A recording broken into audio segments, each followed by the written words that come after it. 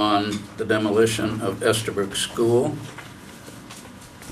Pat, the way we do this is you present your case for demolition, and I think we then open it for public comment and then go around the commission for their comments, and then we vote. Okay. Well, the case for demolition is that we have a requirement to construct a new school for academic reasons. The existing school does not meet the educational needs of the community. We did a feasibility study funded partially by the Mass School Building Authority and funded through authorization of town meeting. And the conclusion of that feasibility study was the best option for the Lexington school for Estabrook was to build a new school. The existing school did not meet the requirements, and to try to renovate and expand the school was not feasible. The plan that's been adopted for the new school is being constructed on the softball field, the open available space there. So the existing school will stay in use for the next, for this school year and next school year. Students will then move into the new school, and then the old school will have to be demolished to make way for parking, circulation, playgrounds, and to replace the softball field and soccer field, so that recreation will still have the ability to have a softball field and a soccer field.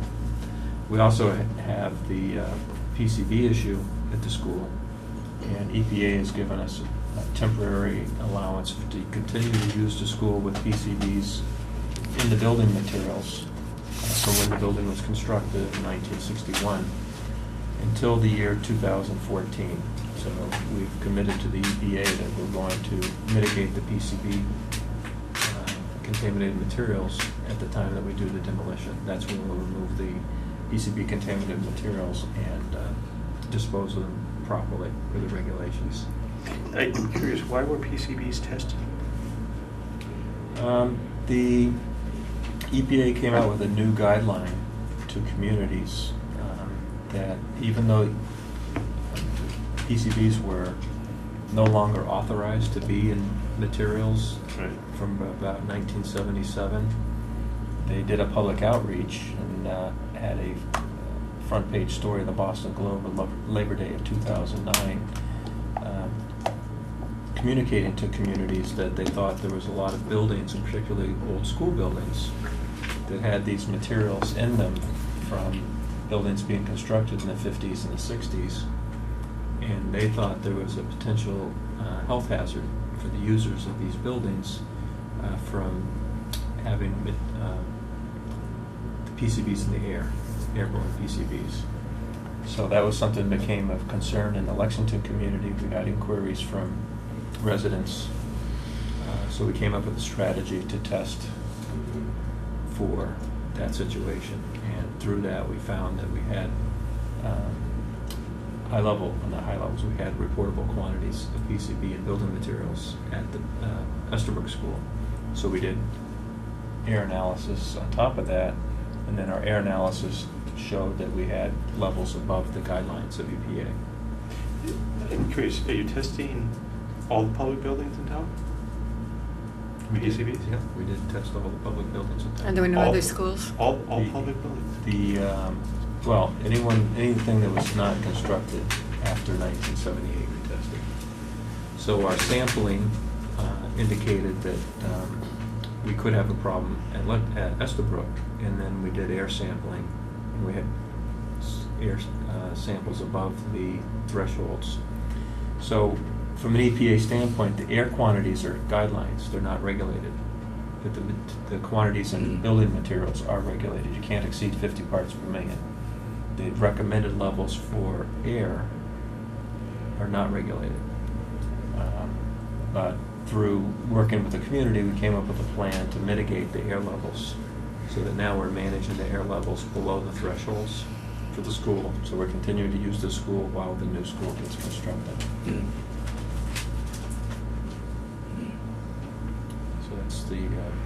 So that's the plan as it stands now. Okay.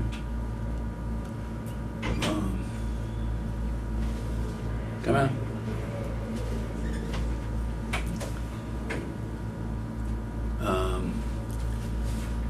Are there any members of the public here on the question of the demolition of the Estabrook School? Susan Ward, Robinson Road. Hi, Susan. Hi. I'm not here specifically about the demolition, but to advocate around the issue of the demolition, the fate of the mural, the tile mural, which I know we discussed at the last meeting. And I don't know what other, if the architects have gone through any more discussions of how the mural might be incorporated into the new building. And I'm also trying to organize people in the community around, well, two things. One, to advocate for using the mural in the new school, as I know there's plans to do this photographic reproduction, but also to ask if they could consider doing some actual tile in the building, maybe making a more, it would just be great to include some tile, either sections here and there, new tile. And I did speak with a company in Boston that does custom mosaics of this kind and got some prices. I understand the company is called Archaic, and I guess someone had spoken with them about the mural before. They said they were contacted by Port Morris Company, and I don't know who's a tile installer, and I don't know whose instigation that would have been at. I'm not familiar with that. You're not familiar with that? Well, anyway, I can give you the prices they quoted, but that's not really relevant to this meeting. I'm curious what they are. The quotes that they said that for half-inch tile, and this was based on 320 square feet, which I think it's actually more like 380 square feet, that the half-inch tile, the least expensive would be $70 per square foot. And it might be a little bit more, like $74 per square foot if it were a smaller section, just because there are economies of scale. And I actually went up and measured the tiles this evening, and I think they might be 1 centimeter tiles. They're like just over 3/8 of an inch. So I'm not sure when you say 1/2 inch tile, if that's the dimension of the actual tile, or if The ground lines. Yeah. Center line, the ground line. So it's approximately a 1/2 inch tile. I think that would be a close approximation. And those prices are for recreating this using new stuff? Yeah. And I'm also hoping to explore the idea of maybe salvaging a panel of it for the Historical Society. I talked to Susan Bennett, and they said they would be interested in that if we could come up with funding. And I think there is some potential for raising funds from alumni and former teachers and such. So that would just need to be figured into the schedule for the demolition, but it wouldn't impact whether or not you demolish the school. And the total area of the mural is, you said 380? I think it's 384. It's 8 by 48. Might be a little off. That's approximately the size.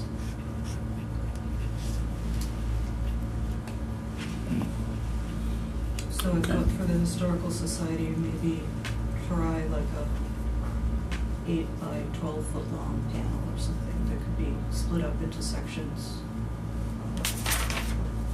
for display. It's too bad that there's really no breaking point, is there? Yeah. Does, if Susan and her group were to proceed apace, you're not going to be demolishing the school for another year, is that correct? Because there are Correct. students in there. That's a lot, correct. So she has time. They have time. Yep.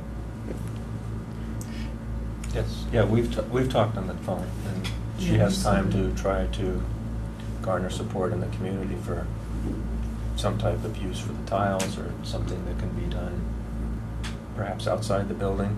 Right now, there's no plan to incorporate the tiles into the building. And did I read in the paper that you budgeted $25,000 for something? Yes, so we have a budget to be, in some manner, include some kind of a reference to this mural. Mm-hmm. Just about covered. Well, we have no plans to reproduce it and put the mural in the building right now. But there's an intention to use the digital image, to use it as some reference somehow in the building. We've explored taking the individual images and tie them into some type of a identification system for the rooms in the building.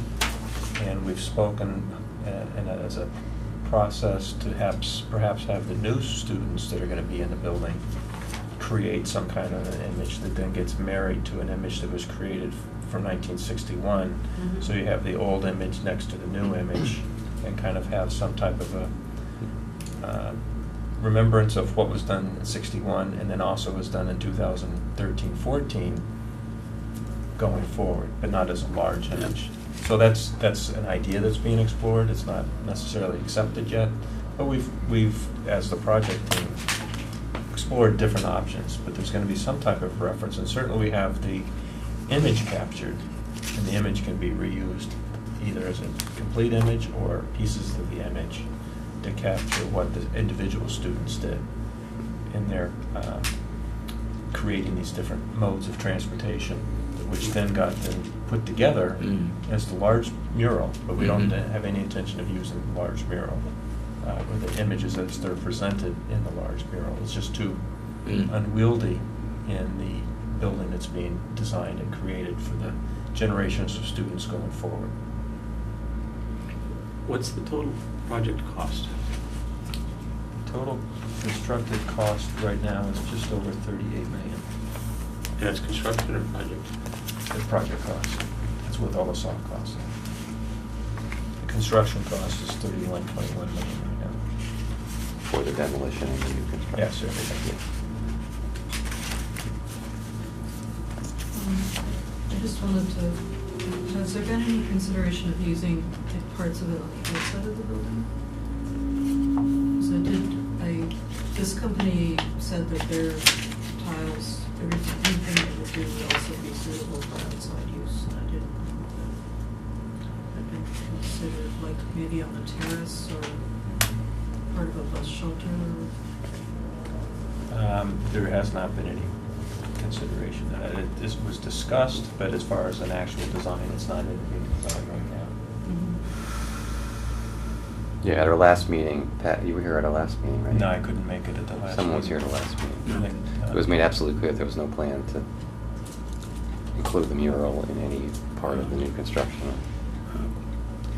in its entirety, it's a very big, massive Yeah, piece of it's all the concrete building. block. Yeah. And logistically, we can't build the new building and use the old building. Get the new building certified for occupancy, and then try to take something out of the old building as we demolish it and move it into the new building. So there was discussions about it, and it just got to be so unwieldy. And when we started looking at budget issues to try to stay on budget, we were carrying a price of about $250,000 to try to take this and bring it in as a hypothetical. If we could come up with a way to do it. We never did come up with a way to do it. We just had to drop that out of the budget. Otherwise, we would have had to be looking at taking something out that we knew had value, either educationally or for the students going forward. So at that point, we had to make some decisions, and the permanent building committee supported taking that out rather than taking something else out to stay on the budget. Is there another building in town that this could go in? Line the cells of the police station, I don't know. Your yard, your backyard. The what? Your yard in the backyard. There you go. No, there's not. It's a very large piece, very large piece.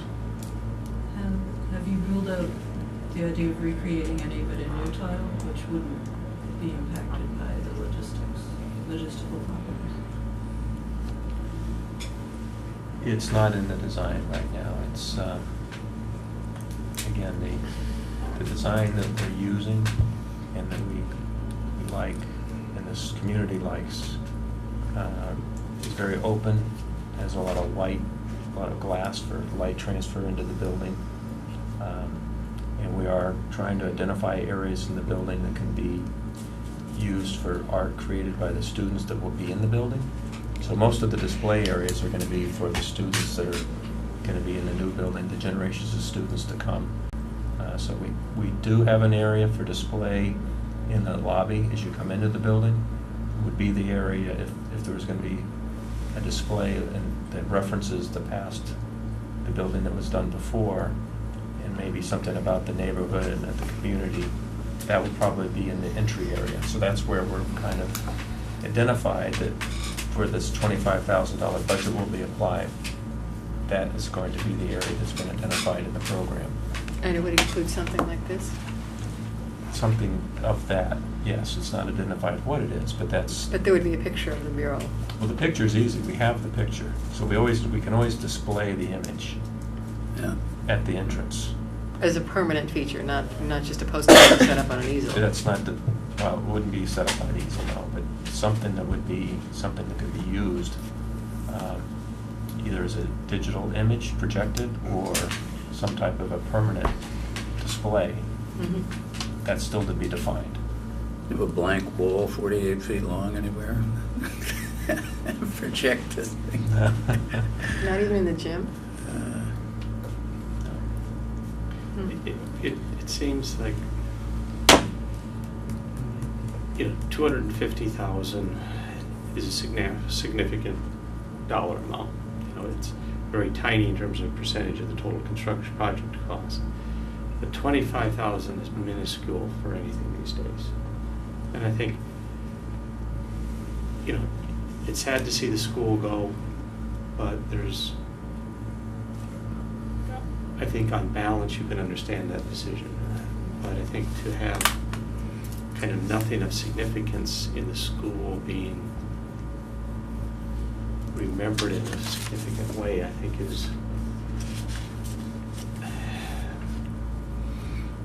it seems like it's an opportunity that's being missed.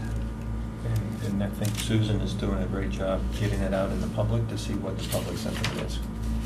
We've had over, at this point, 120 public meetings on this project. And this is where we are right now. From the public meetings we've managed, there's not a big outcry that we need to do a large investment in making sure that this is part of the building. So there are people that are interested in that, and through Susan's paper, the article in the Minuteman, we'll see where that goes and see how much interest there is actually in the community. That this has to be part of the school and how it should be displayed. So we will do something. It's not defined yet, but there has not been a lot of voice from the community in these public meetings that this needs to be a significant piece, and something else has to come out to make way for this. Mm-hmm. So right now, we don't have money in the budget to do a significant element of the mural in the building.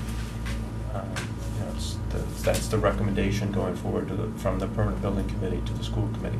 Ultimately, it's the school committee is where these kind of final decisions and direction would have to be made, and that's when I spoke to Susan several months ago.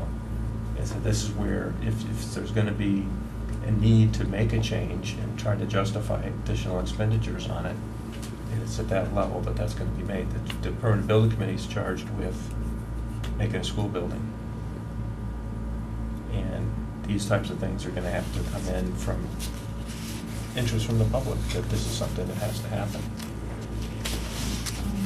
I just like to, just doing the arithmetic, the 25,000 would probably cover reproducing the whole thing in your tile, which is not what I'm advocating, but I'd just like to keep on the table the idea of reproducing, I don't know, some either individual motifs or say, you know, a 12-foot long panel in actual tile, which wouldn't be blowing your budget, right? Because if you've already got that money, I mean, is that money budgeted for the entire display area or just for the mural, whatever it is? The 25,000. I think it's the entire display area. There's a line in the budget in the entryway, some type of a display area for $25,000. So it's for the entire area. Mm-hmm. It's not to build the area, but it's just display. It's just a display piece. Okay. Well, if we were to vote, I could see voting to allow the demolition of the school. Obviously, there are health issues and educational issues and all kinds of other stuff. But in order to, and I think this fits within the schedule, in order to ensure that the mural is protected at least for a year, could we perhaps impose the demolition delay on just the mural and allow the rest of the building to go? Does that even make any sense? Why does it matter? If they're not going to demolish the school for more than a year, why do we care about doing anything other than preserving the whole building? Is there any chance that your schedule is going to change? No, because there are students in it. Yeah. Okay. So essentially, they're coming to us early enough so that our decision doesn't impact the It's just how project at all. do you want it to go down? In history, the Historical Commission supported the demolition of the school, or not? Well, one practical thing is that next month we're going to have a public hearing on how long our decisions last. Fortunately, you're here a month before that. So we don't have to worry about, I mean, if we were to grant this under the new rules, we were to grant this tonight, and you got a demolition permit, the demolition permit would run out before you got around to demolishing the school. That's not an issue here because you're in before that. But I think the point, Marilyn, is that it is going to be there for a year. And I think if I read Pat and the town correctly, there are some discussions going on about what, you know, there's some look into the concerns of people who do want to see some kind of representation of the mural. And I guess, would you object to the commission imposing a year delay for the mural? Because it does not impact your schedule, and yet that would be a way that I think as a commission we can, reflect on the value of the mural. Well, And it say that it would be is something- symbolic more than anything else, but Right. yeah. Yeah, say, because, and say that, it is a significant item and want to record or vote for its significance. Well, again, on a practical note, if the building were to be demolished, suddenly plans change 3 months from now and the kids are moved somewhere else and the building gets demolished and we have a delay on the mural would stand there by itself, unprotected. Well, Presumably presumably they'd come in and Talk to us. talk to us Yeah. and explain what was going on. And I think plans are very likely to not accelerate. I don't know, I think it's a little bit over the top. And so do you.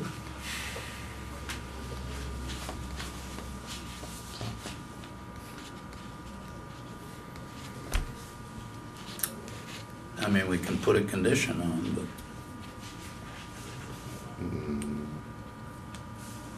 I don't think it's. I don't think it's worth doing, but It doesn't matter, really, Yeah. anything inside. And it's just, it's not a residence, so it's not, it doesn't fall within the, you know, there's either there has been a bona fide attempt to sell it, or, you know, here's the evidence that suggests that no one is likely to buy it for the purposes of restoring. So, You never know. but nevertheless, the building commissioner is looking for a recommendation from us. Yeah. And so, Well, why don't we entertain a motion?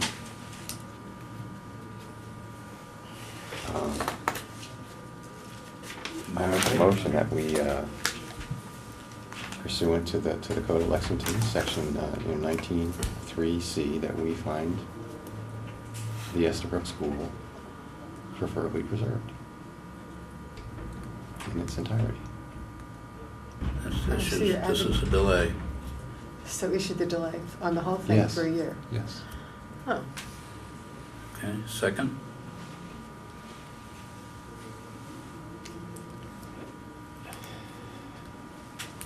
If I could just ask, the reality is that does not adversely affect the town, correct? Well, it does not, the way the schedule stands now, it does not affect the schedule to go ahead and demolish the school. Right. So town meeting has already authorized the funds to build the school and demolish the school. And on the schedule we're moving forward to do that, we're not scheduled to actually begin demolishing the school until, at the earliest, the spring of 2014, but most likely the summer of 2014.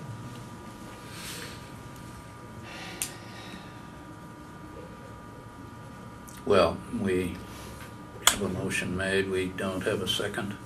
I'll second it. We go on the record as, you know, having support. Okay, motion is made and seconded, all those in favor? I guess. Motion is carried.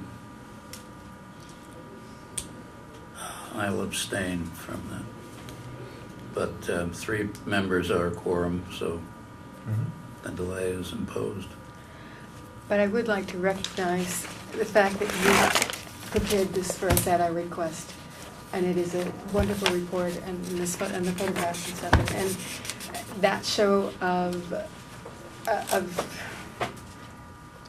commitment to the historic resources in this town, especially Pat, you've been wonderful. Mhm. And this building in particular, which is different from all of the other ones Yeah. that you have, that you prepared reports like this. So we are Yeah. grateful. Yeah. And And I also think, at least speaking individually, I think the mural is our primary concern at this point. And you can come back at any meeting, anytime. Request further consideration. well, especially if you so- figure out a way to, if you were to figure out some solution, if you've been working with Susan, if you were to figure out some solution that would Yep. involve. So just so I can communicate this appropriately to the permanent building committee, so you've put a delay on it for 12 months, and That's then the right. delay expires. And then that allows the building commissioner to You are on your own. approve the Mhm. demolition of it. Yep. That's right. That's correct. So effectively, September It's symbolic. 13th, 2013. We are Year scheduled. from now, you can tear it down. you've made, Yeah, for what you think your responsibilities to the town are, you've made your vote right. consistent with that. But Yep. it's not necessarily going to stop the delay unless No, no. we need to delay. to No, de- the delay demolish it 12 expires in months a ahead year. of time. Yeah, No, exactly. that's it. September of 2013. Okay, Is this yours or ours? that's your copy. Okay. And we'll Thank be you. putting the archive photos, the archive photos that are shown in the report will be in file with the town clerk's office. Perfect. Right. So Would there be a digital copy available as well? we have digital copies as well too, so I can make them available to you if you need them. And can you give a copy of the library? Did you do that? I haven't given anything to the library yet. Could you get a copy of the library? With the photos? Of the report. Oh, yeah, no, they're gonna get a copy of the report. I'm sorry, I thought we were talking about the digital photos. Mm. And then we have its 700 megabyte file with the mosaic. Good. You don't need to send me. I need a copy of that. Yeah. Thank you, Pat. Thank you. Thank you. Bye-bye. Thank you. Susan, could I just get the street you said you lived on? Robinson Road?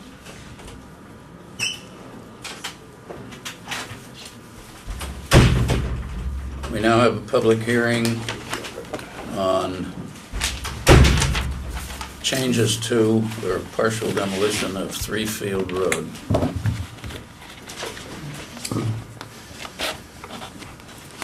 Evening. Did you all get the revised memo that, okay. We good. did. Yeah. Okay, good. Thank you, it's very helpful. Okay. So what I was just going to do is go through the pictures in this and sort of describe the history of the house and what we intend to do with it and try to answer any questions that you all have. Either starting with the sort of the first page is just the plot survey, to sort of give you a sense of the layout that for any expansion there's offset issues on the sides and in the front. But there's a very large lot in the back. It's a full acre. And then Take a look at it. Yeah, I got to see. then the next page is the. What is it? Yeah, I have more copies if anyone needs them. I did look at it digitally, I didn't. Okay. I sure. have copies also. Okay. That's why I didn't bring them, because I saw someone in an email that someone was going to bring tons of copies. Okay, anybody else need another one? Okay. Okay, so I'm just going to the first page. The very first picture is the existing house. The first color picture there. And this view shows essentially what was the original house that was built in 1952. And it was about 45 by 24 rectangle with a low-pitched roof, a 3-to-1 pitch on the roof. And it was a Type B tack house. So you all probably know this a lot more than me, but when Five Fields was built, there were about 5 models, I think. And this Type B was one that was put on steep slopes so that the basement level essentially would walk out into the back. It was about 1,000 square feet on the lower level and 1,000 square feet on the first. No, that's a little bit high. That's about right. About 1,000 square feet on the basement level and 1,000 square feet on the upper level. And some of the distinctive features are this low-pitched roof, an open floor plan, and sort of the rectangular windows that with no sort of adornments, with molding or crowns or anything like that. And siding the houses so that they flow with the land. So they aligned this house with the hill rather than with the street. So you can see the street crossing in front. It's at an angle, sort of a sharp angle. And that was just to take advantage of the slope and the walkout. In 2001, the previous owner put an addition on that you can see actually in the next page, which is the rear view. The left side of this next page, it's hard to see, it's a little bit blurry, but if you go left of that middle tree, that was an addition that was put on. And it's about 18 by 20 with the same first floor and the lower floor, so another 720 square feet. And the previous owner was a writer who lived there with her son, and I think she lived there with her husband some years ago, but it was her and her son that had lived there, I think, for a while. And she made that upper addition a very nice office, so it had a big built-in desk. And the lower thing below that is, she basically uses a storage room. It's a very low ceiling, but with a little walkout into the backyard. Mm-hmm. Okay. So, and she also redid the deck, and these very nice sliding glass doors that you can see on the back there. That's all sort of new windows and new access to the back. So where the house stands right now is it's about 1,400 square feet on the first floor, 1,400 square feet in the basement level. There's one sort of master bedroom space on the first level with a bedroom with a kind of a walk-in closet. And there's the large office, and then there's a galley kitchen and an open living room area. The lower level has one fairly nice bedroom, sort of on the right side, and then 2 what I call bonus rooms, because they're rooms without a closet. The one on this side has a fairly low ceiling. The other one it's sort of partly finished. It's got some like plumbing, sticking that comes through the wall and things. And then a sort of what we're calling a play area, on the lower level. So our hope is to expand it. We have a family of 4 that we're moving in, and we'd like to basically build a second floor on top of the original house, but not on top of the addition. We'd put 3 bedrooms and 2 bathrooms in for our family to have a new master bedroom, and our 2 kids' rooms can be on the same level as ours. Then the first floor will expand. It's a sort of an alley kitchen right now. We'll expand it into the area where she had her office, so that into that addition. So we'll have sort of an expanded kitchen. And then the other, what was her bedroom on the first floor, will be kind of his and her offices for my wife and I, who work from home a fair amount.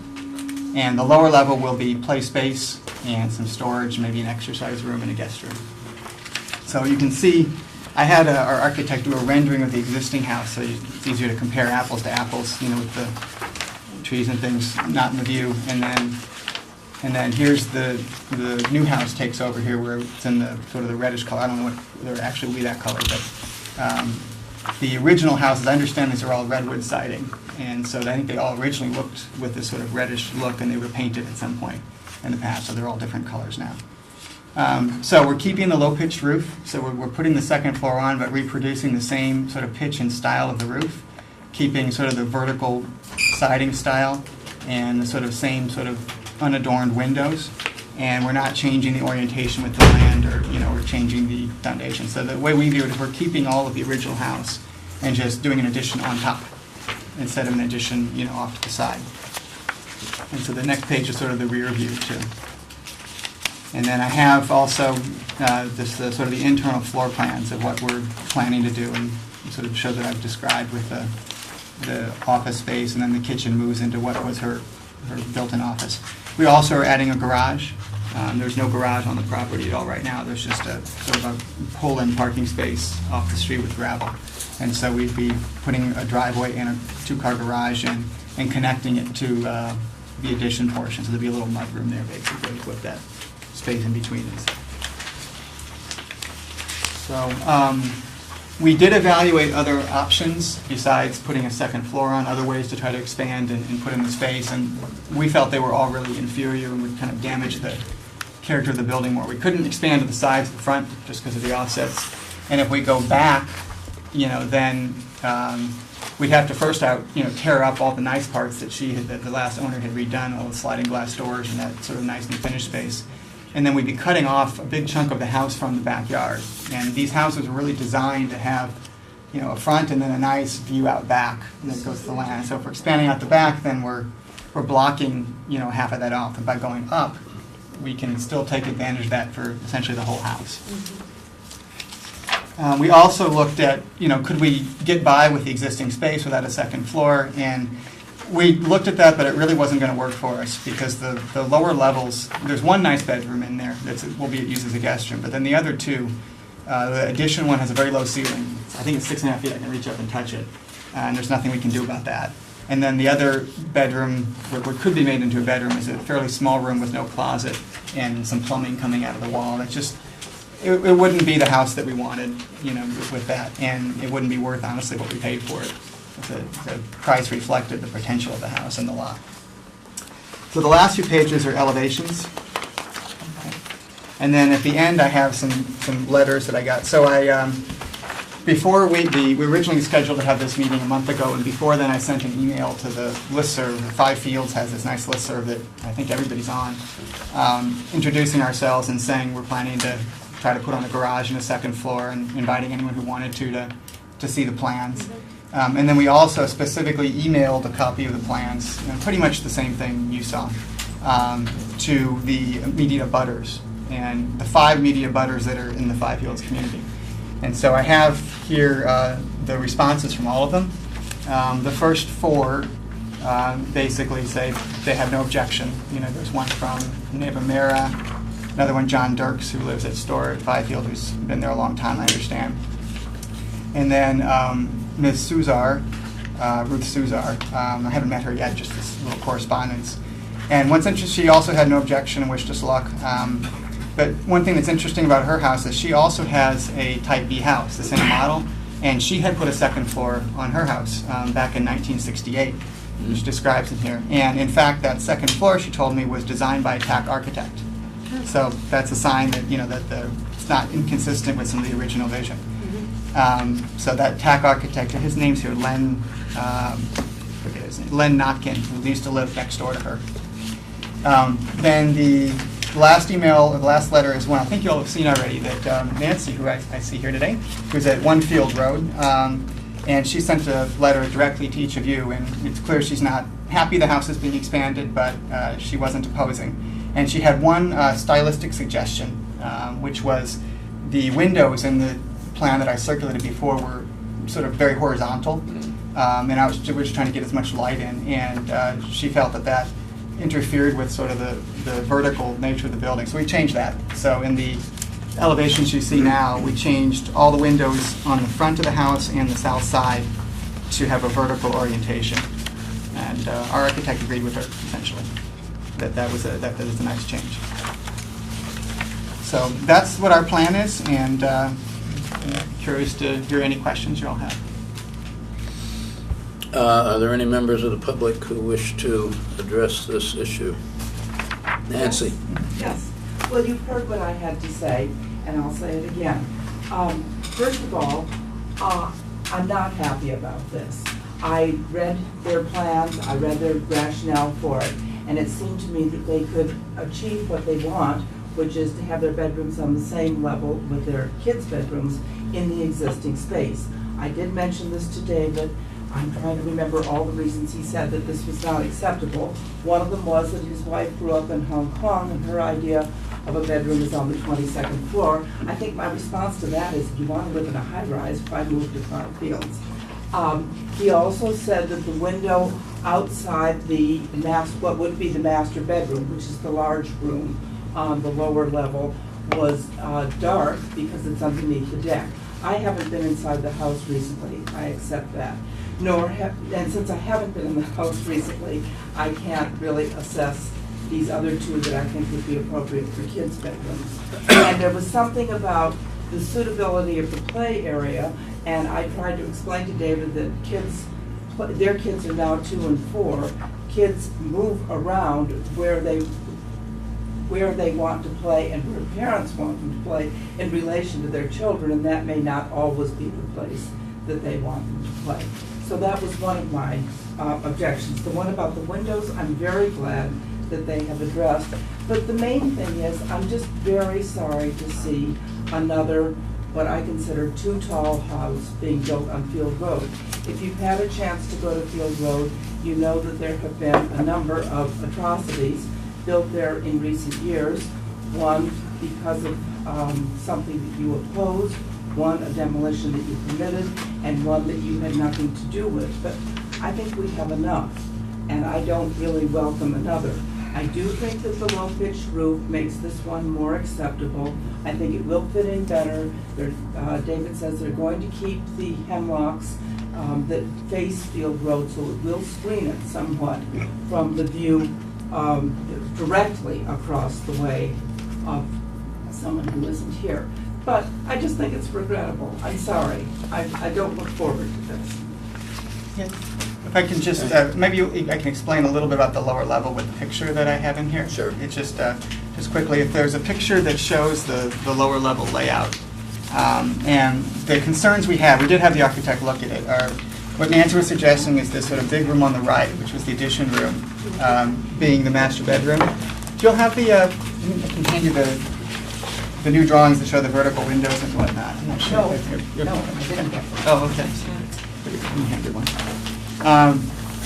And that room is what she would suggest to be the master bedroom. We'd have to add a bathroom and a closet first off, so that would take some space out. And then it's a low ceiling, and it only has a window on one side because the rest of it's underground, essentially. And that one window goes out under a deck, so it would be a fairly dark master bedroom. The other is my wife. It's not so much the high-rise issue, is that she was very uncomfortable with the idea of having a direct access into the master bedroom from the backyard, through what's essentially a sliding glass door. So I can understand, that sentiment. The other two bedrooms over on the other side that could be kids' bedrooms, they could be. This one would need to have a closet added, and there's some plumbing comes out of the wall. But it'd be a very small bedroom. This other one would be perfectly fine. So we saw it as really, there's one guest bedroom here, a storage area, and then we probably will put like a media, TV, and exercise space in here. This play space would be fine for the kids when they're this age. I absolutely agree with that. That having the kids' play area right outside the master bedroom would be fine when they're 2 and 4. When they're 12, I'm not so sure. So we want this to be a house. They're not going to be there anyway. Probably. We want this to be a house that will stay in 20 years, not a house that will work for us for a little while. So we did consider that, but we felt the second floor would really make the house be a dream house for us that we would stay in for a long time. So, and as far as the height, it's going to be about, it seems to me it's still less than 30 feet, so it's way below the 40 feet cutoff in Lexington, and the house is actually recessed from the road about 10 feet in elevation. So I'm not even sure the roof will be visible over those giant pine trees in front. I think it'll still be predominantly shielded. Comments from the commission Or are there other public comments? or other public comments? No, I don't think so.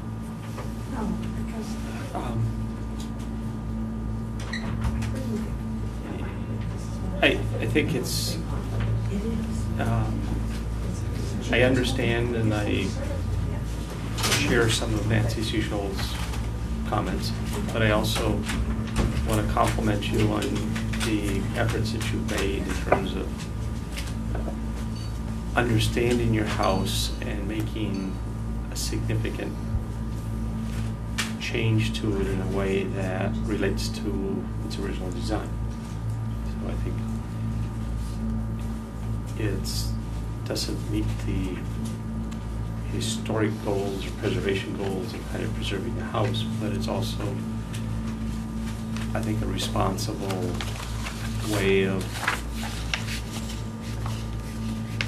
combining an acknowledgement of the history of the house and your needs for your family.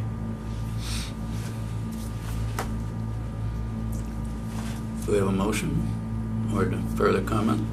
Well, I'd also like to echo what Wendell said, but also to congratulate you on 2 accounts for preparing a really good presentation that makes it very clear what you're doing, but also, more than that, for your efforts to reach out to the neighborhood and explain to them what you're doing and accept their comments, and in Nancy's case, actually modify your plans to accommodate them. I think that evinces a real sensitivity to both the original structure, but also to the sense of community that is over there. And I don't have a problem with this. Is the intent to replicate the redwood siding, to use redwood siding on the addition? Not sure yet what siding. We got some initial pricing for like cedar. It's extremely expensive to put in sort of the new cedar siding. So Yeah. we're looking actually. We're going to keep it vertical, and we'll keep Yeah. it looking as much like this as we can. It's painted gray right now. I don't know what color we'll actually use. Okay. But you I think the make a thickness- commitment that it would be wood. It'll either be wood or like a fiber composite that looks a lot like wood. It'll look very close to wood. So we wanted to keep that look, as to the best we can. The actual natural wood, with the maintenance and the expense and the quotes we got on it, we're considering it, but we want to be able to do something a little bit less expensive that will keep the same look. The reason I bring it up is, while these drawings in this package is good, it isn't detailed enough to say whether the weaving in of a new addition and the specifications of the materials are such that the reason for preserving it would be still in place, which is the way it looks from the outside, the vertical siding, the thickness of the vertical siding, the type of roof.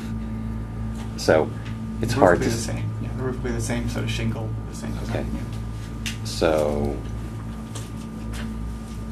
without a stipulation as to, yes, we'll allow the demolition, but without any constraints on the nature of the things that make up its exterior fabric, then it's kind of, we're trusting you, and that's all. Would it be So, your intent to completely reside the whole house? Yeah, I think we need to. The siding has some insect holes in places, and it's, builder recommended that as long as you're putting a second floor on, to re-side it. Trying to match the existing siding, and it's going to be problematic. yeah, so there's a lot more to it than just a drawing, you know, that there is a lot more to the way the exterior fabric of the house is constructed that define it as being in this neighborhood. And so, There is a fair amount of variety in sort of in the neighborhood now as to how. yeah, I read, yeah, I'm sure there is. Yeah. But we will keep the, I think majority are still the vertical siding. Which more makes deep. a last remaining revenant extra special, you know, the more.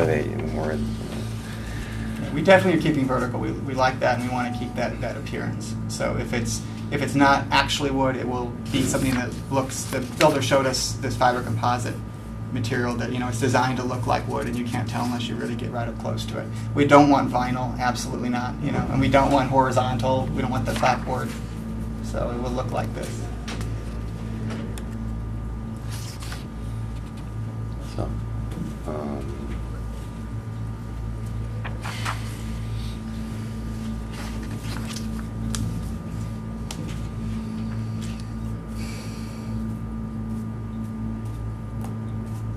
Any further comments?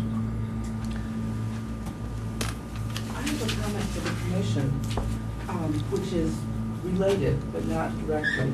And that is that when David went to do research on the house, he did not find the Five Fields area form in the cultural resource study. And I think that was a big loss. I think that it could have benefited him a lot.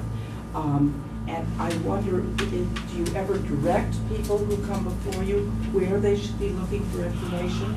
That's my first question. And the second is, my understanding is the area forms were not digitized and they're not online. They are. That's I found it. I found They it. are. It is online? Yeah, that was really my fault. I used this book, All right. which and then I found I'm sorry. the. It was my misunderstanding then, because this is really the key to the whole thing. And that's he didn't online. have it. That's online. Yeah, and actually, when I rewrote the memo, I cited to that. And in fact, it looks like whoever wrote this relied heavily on that area form, because it's almost the same language, you know, in there. So, Did so you I write did. both? Did you write them both? Or? Probably. Yeah.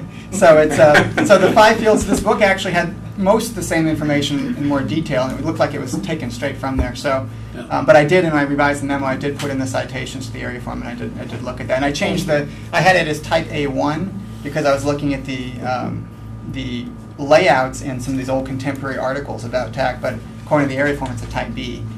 So I did change that too. So I think I had the type wrong before. Yeah. Nancy, just so that you know, on the website, each area is in there twice.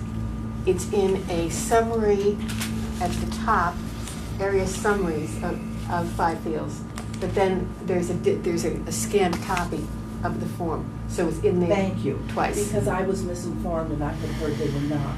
No. Okay. And they're also all on Macros now. Macros has gotten through the L's. Oh, really? Yeah. Oh, thank They God. started at the back of the alphabet and worked forward, and they're, I don't know, Okay. J or K something. Thank you. I stand corrected. Any further comments? Do we have a motion? Do you wanna, are you going to condition anything? I would think the roof pitch, the roof material, There's the nothing windows is specified here, shown so in it's this, hard. the windows to match that's shown in the rendering of the state, and vertical siding that matches or similar to the existing vertical siding. Can I ask on the windows that we just say similar, because the builder is now actually specking out the windows. They may change by a foot or two, or you know the style may be slightly different, but it's this vertical orientation or this orientation. I just don't want to be, you know, if my window is 3 inches wider or something like that, then I'm going to have to come back or something. So I just want to make sure it's there's a little bit of flexibility in the actual materials used on the windows. Mhm. The roof pitch, that's the plan. That'll be in the permit.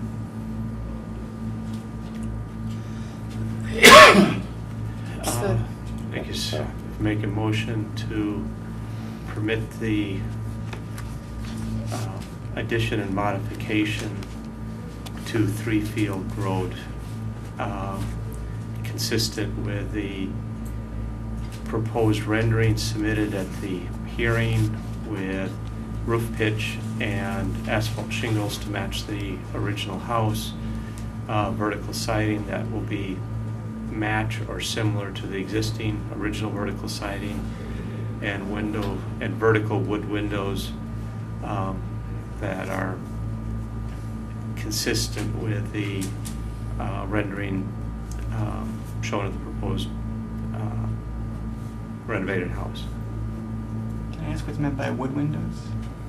Is that, So that the exterior surface of them is wood, as opposed to, vinyl or steel. oh, okay. I think that's what, Anderson 400 series is what the builder is speccing. Imagine those are, I don't know. Do you know? I don't know what the 400 series is. I don't either. It's a double hung window, I think he said it opens, I think he has it opens out. Oh, it's an on, it's a, Has an okay. awning top and then it, Okay, you know, something. okay, then I'm wrong. Okay. I second the motion. All those in favor? Thank you for a very nice presentation. Yeah, thanks.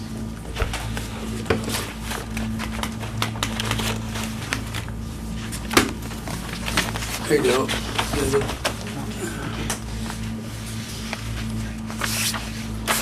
Just a few notes there, but the way Wendell worded it will be in our minutes, so. Great. Thank you very much. We're right on schedule tonight. Right. Now call for public hearing on the demolition of 40 Earl Street. I do it. Joanne Kerwin, Yes, I am here. why don't you Thank you. come and join us? Are you David? Yes, David Kellen, this is Wendell Kelso, Hi, nice to meet you. Hi. Marilyn Fenalosa, Hello. and Frank Kern. Hi. Hi, nice to meet you. Nice to meet you. And Teresa James is our Yes, I'm brand new, with her today. she's in charge. Good. So what we do is we let you present your case for the demolition of the house, and then we ask for public comments and from anyone here who is interested in this case. And when we've heard from the public, then each member of the commission gets to say a little piece, and we then vote. Is it possible for you to give me a little bit of background about these houses? Because my house is on the survey, or the Cultural Resource Survey, as a house that is protected. It has not been surveyed, and I was, as we said on the phone, I was not aware of the fact that it was protected until I asked a builder in my neighborhood to buy it, and he told me about the protections. So that is my background. So if you could just tell me, is this a preservation of the architecture or the size of the house? How long have you owned the house? 21 years. 21 years, okay. About, 7 or 8 years ago, we did our mailing. We mailed a package to every homeowner on the list. So you should have gotten that. It was a manila envelope, you know. Perhaps Big because... manila envelope. Which, I'm not going to argue that. We Because spoke on the phone. no, Eventually, I did know about it. I certainly Yeah. looked at the town resources. I've certainly read all about Meagerville. I've read about the Yeah. time period. I just was curious if my house is protected, but it's not been surveyed.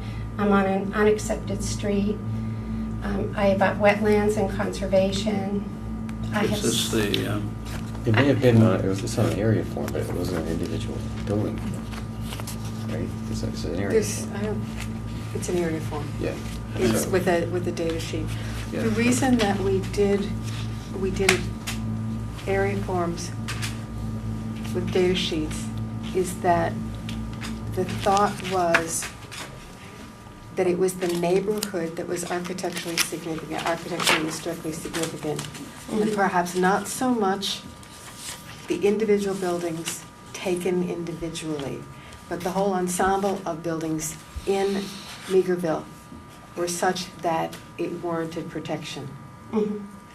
So that we didn't do individual forms on each one of these houses, but rather talked in general forms about the kinds of architecture in the neighborhood, and identified all of the homes in the neighborhood that the architectural historian found significant. Well, first, it's a tour de force on your part. I have read and perused all 9 volumes in the Cary Library. I have spent time at the Historical Commission. I have read virtually as much as I possibly could, including going down to engineering and zoning. And all of this, quite frankly, I did before I moved to town. So I think that, you know, I've lived in town. I raised a daughter here. She's now in college. I've self-supported. I just finished a PhD in social policy. This is my sole investment for my retirement, for my nest egg, etc. And I need to protect it and do what's economically in my best interest.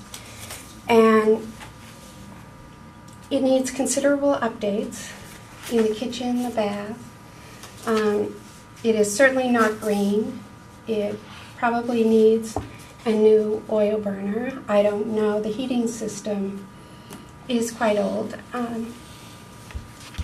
I about wetlands and conservation, so a decade ago, after multiple floods, etc., I got involved with bringing sewage down the street, bringing electrical, bringing paving the street, etc.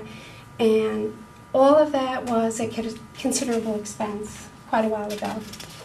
And I'm not going to sit here before you and tell you that my house is unlivable and that it's in decay or that it's in ruin. I'm going to tell you that it is 1,342 square feet. I took the time to look up the average square foot or even the median square foot of a house in Lexington, and it's about half that size. I looked at the cost benefit and I ran those numbers, and I'm happy to give them to you if you want them, of making an addition and adding on. I've had architects in, I have had builders in, I have had real estate brokers, and I have a conundrum. Unless I change the footprint, regardless of what I do in updating the kitchen, the baths, the heating, whatever I do, I will not marginally affect the sales price because it is still 1,340 square feet. It's 100 years old. It has inefficiencies with rock wool insulation. Oil's $4 a gallon now. It might well be $5 a gallon next year.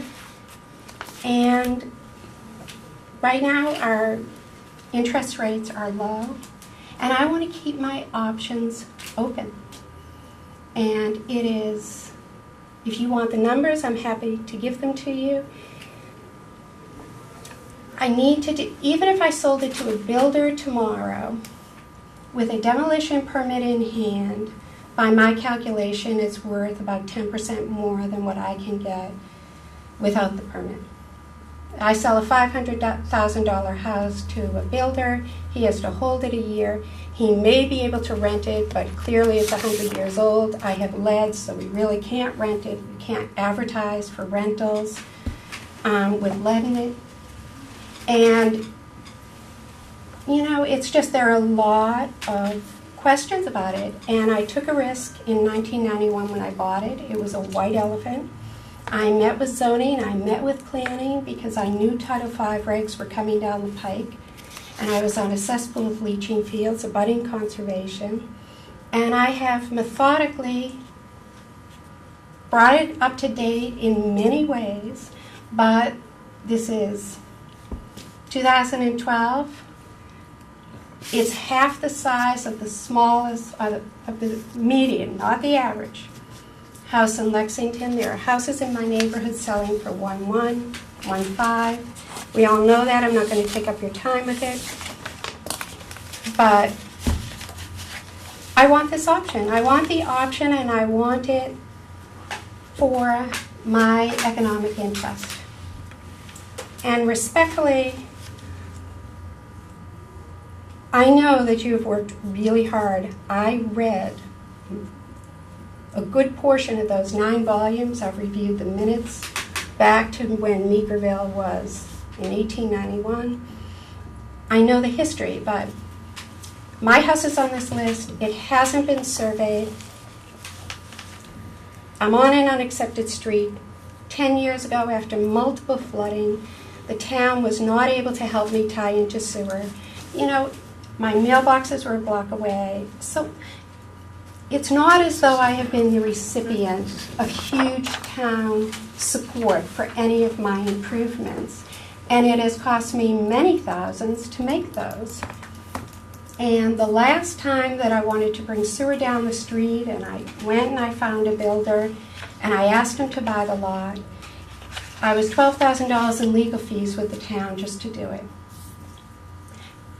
There are 6 houses around me. All of them were somewhere between $900,000 and $1.2 million. I would like to believe that my economic interest can be preserved. It's Lexington. It's Massachusetts. We have the oldest constitution. I have property rights. And I want to protect those.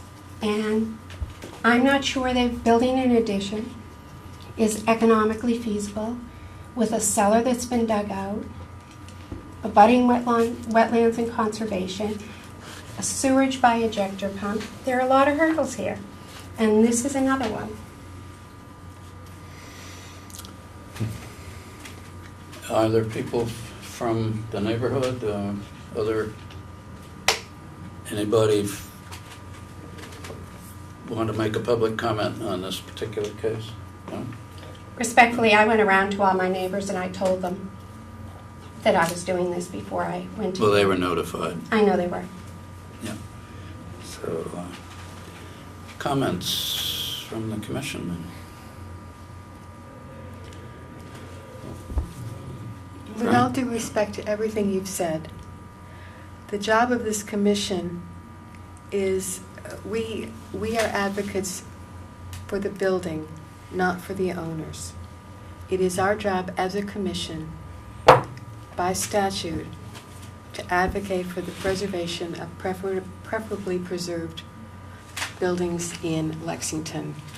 That is irrespective of their current economic value. That's not our issue. I know that it's your issue, but unfortunately, it's not our issue. We have to look at the individual houses on an individual basis and say, is this house architecturally or historically significant? Should it be preferably preserved? Or if it should, are there mitigating circumstances? And the 2 circumstances that our statute lets us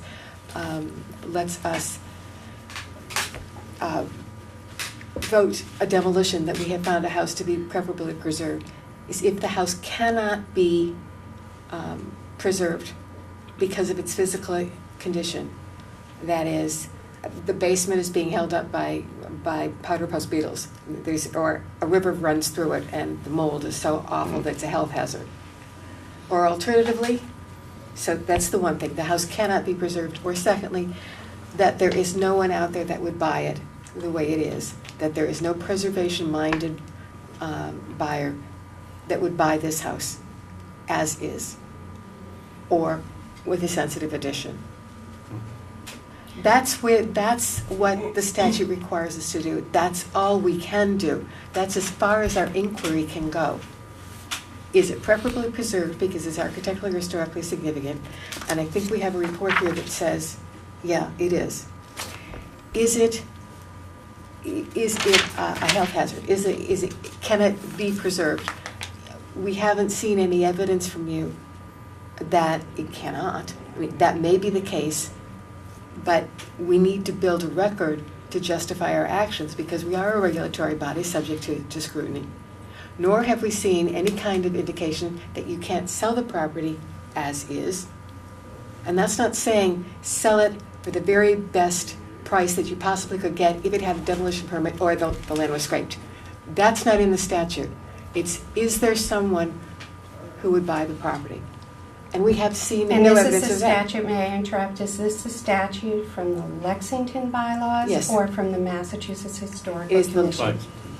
It is the Lexington bylaw. It is in the Code of Lexington, section 19. Chapter 19, the Definitely. Lexington Code. So my understanding is you provide an advisory role to the building inspector.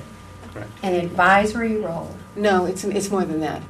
If we vote to impose a demolition delay, the building commissioner does not have the power to overrule that decision. For 12 months. In other words, For 12 if months. we advise that it should not be demolished, then he can't override it. I understand that. Unless there are extenuating circumstances. I understand that. I looked at the legislation, I looked at some of the language. I see, and I know, and you should be congratulated, that you're one of 12 historical commissions that is now certified by the state, and so you're eligible for state and federal matching funds. I think if my house was so important to you, it would be surveyed by now. And I think you have a lot of houses in my neighborhood that are reflective of the Meagerville time of development. Unfortunately, we have to take surveying individual homes on a triage basis because we don't have a budget. And it took a lot of work just to get CPA funding to do the minimal amount that we did the last go around. We updated the survey, we added a few homes, but we don't have the money or the people. You have to- surveyed hundreds of homes. How many surveys are there in the 9 volumes? I don't know.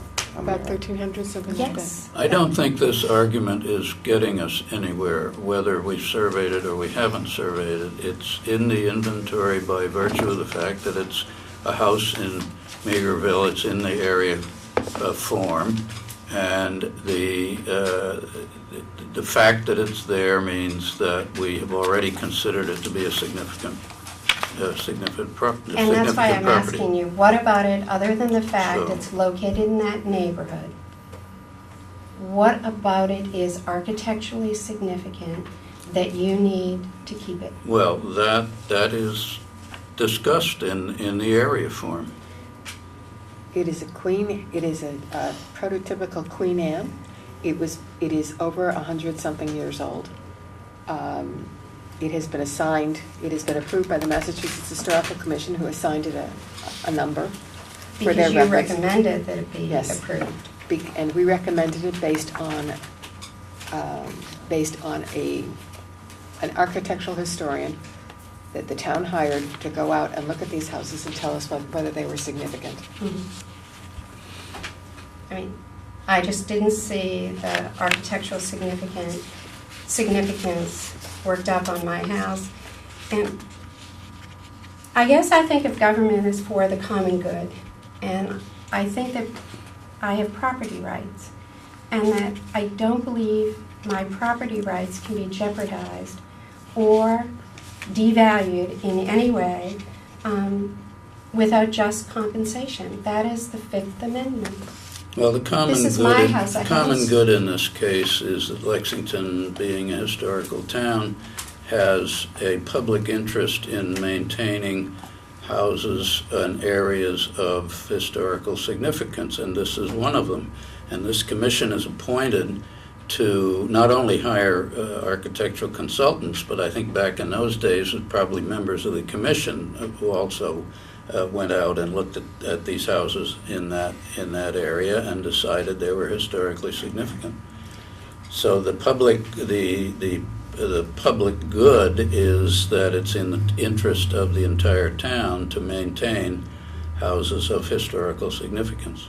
And where was it in the public good when I was unable to access a resource because I'm on an unaccepted street? Any help to tie into sewer, all of the money I have spent with all of that, that is not taken into consideration at this point. There is an That's correct. economic point of That- diminishing returns. That is correct. It is not taken into consideration at all By this commission. Okay, Right. well, by this commission. I mean, some of us live in old houses. mhm. The town does not help us. The town specifies that some of those old houses are architecturally significant. I'm talking And about we health are- because I was sewage with leaching fields and there was no town sewer available. That, I'm not talking about economic help beyond that. Where this That's- commission makes decisions based on the historical significance of the house, not on the sewer system. And you don't have unfettered property rights in your property. There are zoning laws that we have all agreed. Oh, I'm well aware of those. Okay. I'm talking about rights beyond that. This is, I think it's an issue of equity. It's a very small house. Well, I If think... I add on to it, it will be worth X amount. If I build a new house, it'll be worth another amount. I think there's a law of diminishing returns, and I'm sort of there. I think we're trying to explain to you, and I'm going to ask that we don't hear again about the economic concerns. We're trying to explain to you that this commission cannot concern itself with a person's personal financial situation. What this commission is concerned with is this house, should this house be preferably preserved or shouldn't it? And we haven't taken a vote yet, but I think it's in here because it's already architecturally significant, and frankly, if you want to hear one opinion, I think that I would vote to have it preferably preserved, simply because it's one of the houses that we, as a commission, are supposed to protect with the demolition delay bylaw. So I think... Respectfully, sir, there are other houses in town that have already been demolished that I think were far more relevant. There are lots of to the houses community. in town that have been demolished, and 12 months from now, if we deny your application for demolition permit, 12 months from now, you can tear your house down. Mhm. And you will join a large group of people who will take advantage of that law and do the same thing, and Lexington will lose another historic house. Mhm. You want to make a motion to that effect? Yes. You want to make a motion? And the address is? 40 Earl Street. Make a motion that 40 Earl Street is historically significant and is preferably preserved, and that we have not found mitigating reasons that it should not be preserved. Second? All those in favor? Thank you very much. Thank you. Thank you. And I do thank you for your time. You do know that if you were to market the house, for example, that you could, or in any other way, make some effort to, a bona fide effort, I think it says in the law, to preserve it or find someone who will, that you can come back to the commission at any meeting within the year. You don't have to wait 12 months. You can come to this commission anytime. And what does that mean? I guess I'm... Well, you can come back and say, look, I put it on the market. Oh, I see. Here's two realtors, here's the ads. We'd like to see some physical evidence. Yeah, document your effort, try and You see what document the I effort. have documented evidence. I mean, I have those numbers. If you wanted a Well, you can- presentation with all of those numbers Not its and what it would have been, but It's not the numbers, it's, you read the bylaw, I've because read the the bylaw bylaw. tells us what we have to consider. And if you do that, you can come back to the commission at any time during the year. or I can wait a year and then Or you can wait a year. okay.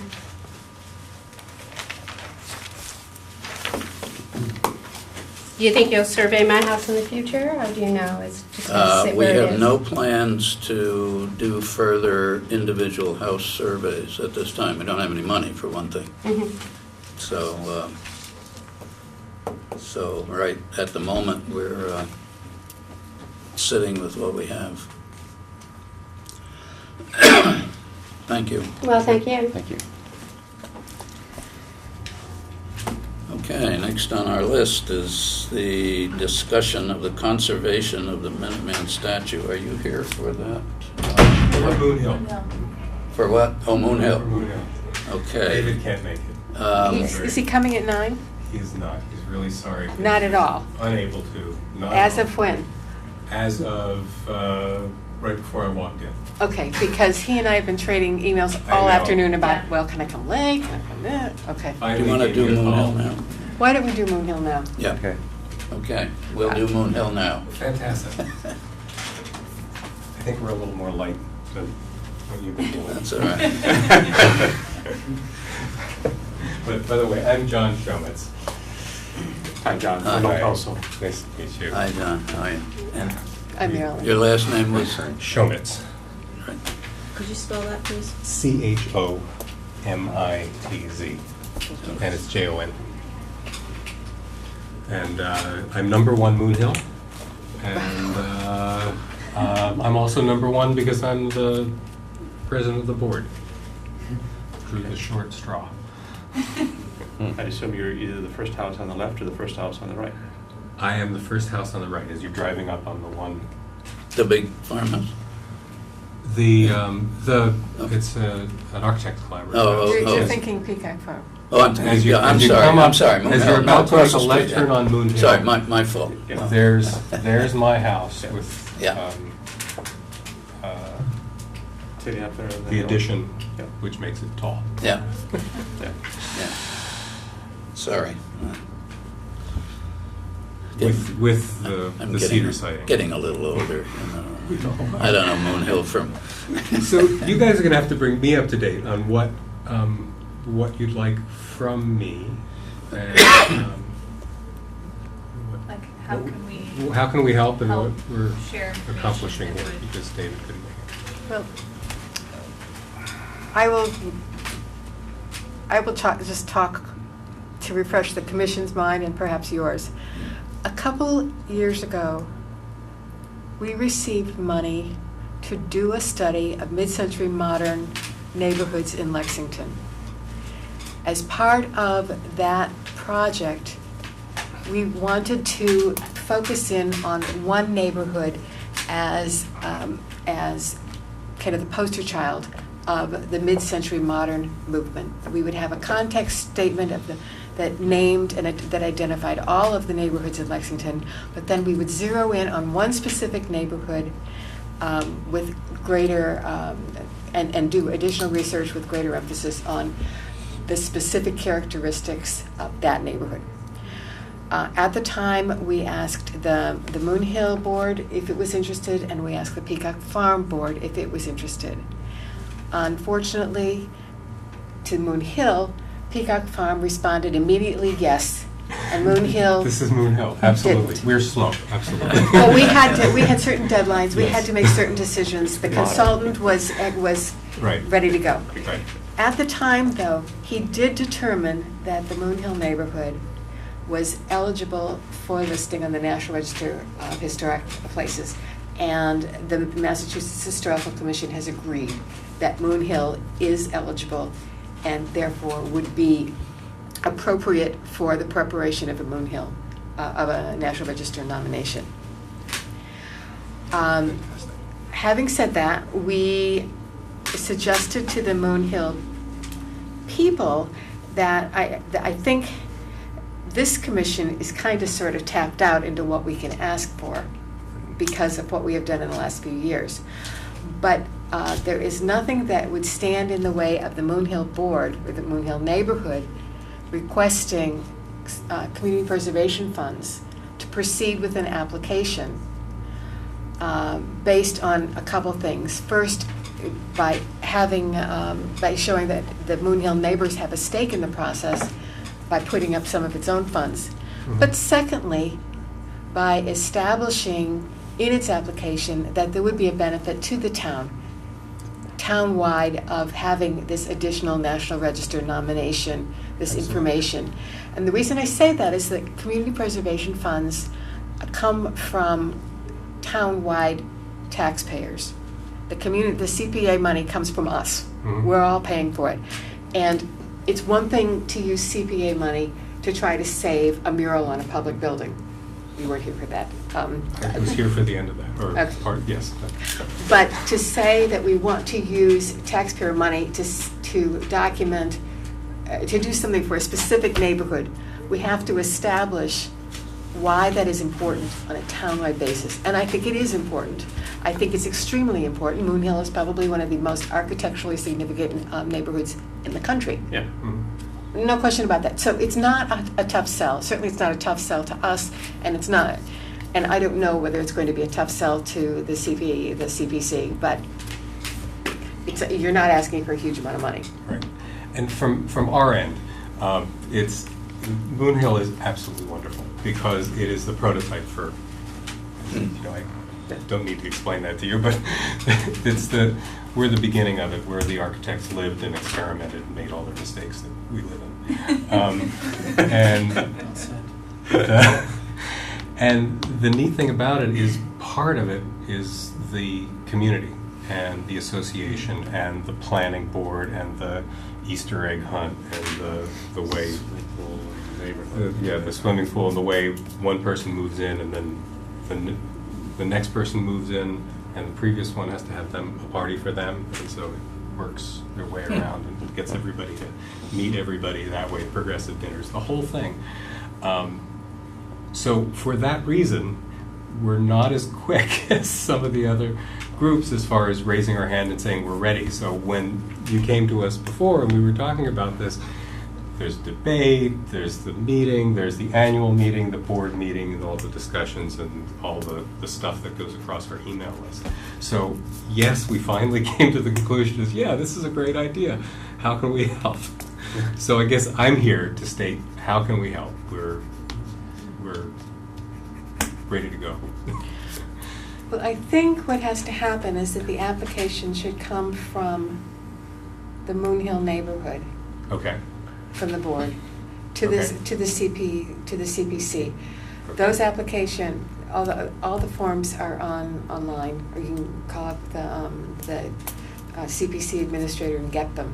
Okay. But what that requires is, well, it looks, there's a project application form that you fill out. Okay, so we need to About fill it. out the. You need to fill out the form. And Yes. what, have we, no, we haven't. And what we suggest, and what I should tell you that the Miriam Hill folks are also asking for money, not as much as you're asking for, I don't think. But they want to do a. That's different, though. I know. Yeah, They want to do yeah. a nationwide, a neighborhood-wide inventory to make sure that there aren't any houses that aren't included in the inventory that should be. Yours is a level much greater than that because Yeah. you're doing natural resources. But the point is that the Miriam Hill people are doing the application, and we have endorsed that application. We will support that application, and we will help make the case as a commission that this is an important thing to happen in Lexington, that there are town-wide ramifications that are important. Mhm. And we would do the same with With the Moon Hill. With the Moon Hill people. application. Right. So, but I think at least initially, it has to come from Moon Hill. Right. Okay. And then presented, the applications are due November 1st. Okay. So, Make sure that we have. so you still have one more meeting that you could get us something and say, do you support this application? And we would say absolutely yes. Okay, so we need to do a CPA application, and I assume that we'll pick that up and when we have questions about what to put on it. Right, I would recommend, I think David has it, but if he doesn't, I can send you another copy of the National Register. In fact, you should attach it to your application, to the National Register eligibility statement. And I think, I don't see any drawback to any of the homeowners for being on the state and national registers.